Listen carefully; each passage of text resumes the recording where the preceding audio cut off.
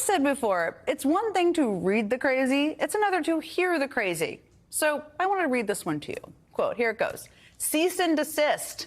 I, together with many attorneys and legal scholars, am watching the sanctity of the 2024 presidential election very closely because I know better than most the rampant cheating and skullduggery that has taken place by the Democrats in the 2020 presidential election.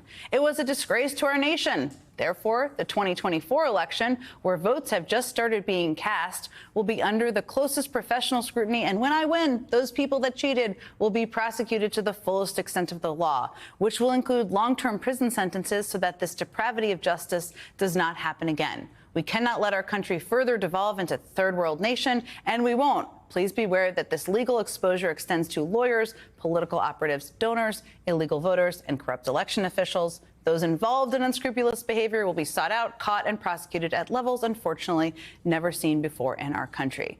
Yes, I read that because that is the Republican nominee for president, issuing a direct threat, not just against his political opponents, but against the very people who administer free and fair elections in this country. Joining me now is Democratic Congressman Adam Schiff of California. He's now a candidate for the U.S. Senate. So, Congressman, I know it sounds dramatic to read that, but it is important for people to hear, I think, and to understand what is going on in his mind. And there was a lot of strange things in that post, including donors. I'm not sure who he's targeting. We'll leave that aside. But he goes directly after election officials, people who administer our elections. As you well know and have talked about, there's problems recruiting. People are dropping out from doing that. We need that for our elections to take place. How can this, there's no consequences for Trump. So how can this be, how do we combat this? Well, I think he's doing a couple of things. First of all, starts out that quote with the big lie. I'm going to lie again about the last election, so here I go. And then the second thing he says is, I'm going to lie about the upcoming election.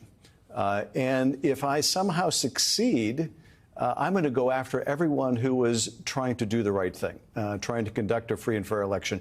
If they're getting in my way, I'm going to go after them. And this is not an idle threat. If we think back to Ruby Freeman and Shay Moss, these election workers in Georgia who had their lives absolutely turned upside down, had to endure death threats, had to leave their own homes, had to essentially set aside their own business. He ruined their lives at that time. And, you know, I remember the testimony vividly of one of those witnesses talking about, do you know what it's like when the most powerful man in the world comes after you? And so he's trying to intimidate these local elections officials. We know that he and Steve Bannon and all the rest of those enablers are trying to seed those local election boards with, you know, sort of the MAGA election deniers to begin with. So the threat has to be taken seriously. But I think the other element of it is, look at me, America. I'm going to say something crazy again because Kamala Harris is getting too much attention. So it's a plea for our attention. I think that's a big part of Donald Trump as well. Let me ask, I mean, the Department of Justice, they formed a task force in 2021, which is definitely a good thing, but only 20 people have been, there's only been charges filed against 20 people of the thousands that have been involved in this. Is that too little? Should more be done? What do you wish would be happening right now from the federal government?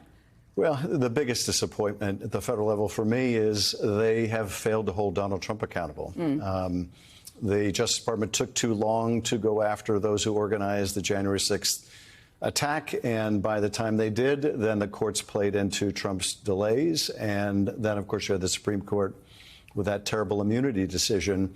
I think the Justice Department has tried to go after some of these local election deniers, those that are in real time trying to interfere with the elections process or compromise elections equipment.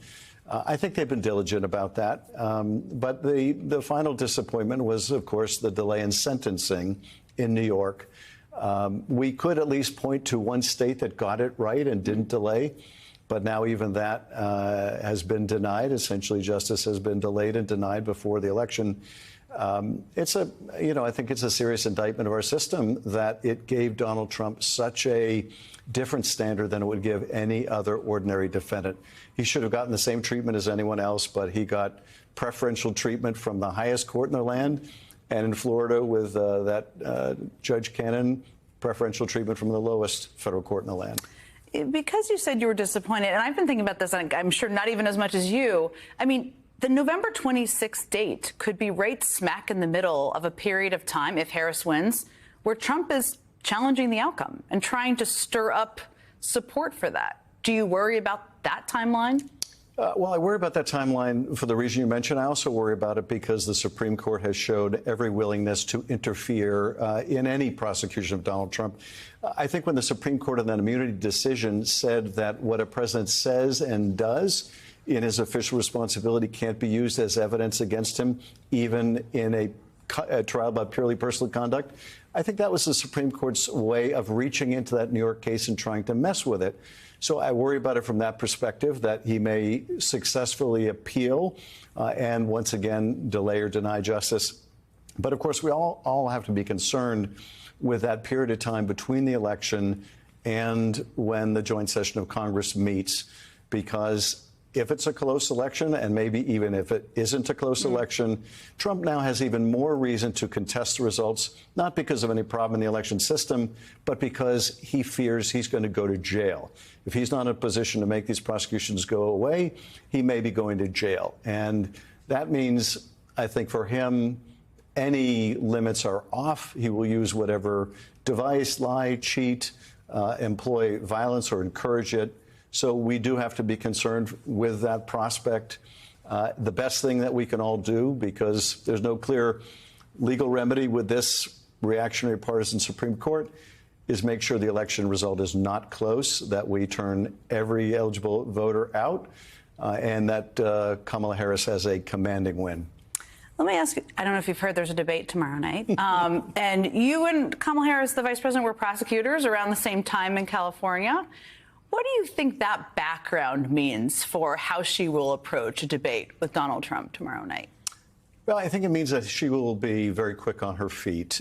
She will know the facts and be able to marshal the facts in support of her argument. I think the challenge for the vice president is really twofold. One, sometimes knowing the facts too well gets in the way of giving the broader vision, letting people get to know you, seeing the more human side of you. You are at risk of coming across with a laundry list of facts, and that's not really what people are looking for.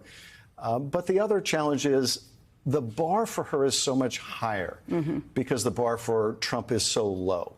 He's going to go and lie. He's going to go and bluster. He's going to be Trump being Trump. And because people don't expect any better of him, they're not going to expect any better of him. But this is an opportunity for Kamala to show her human side.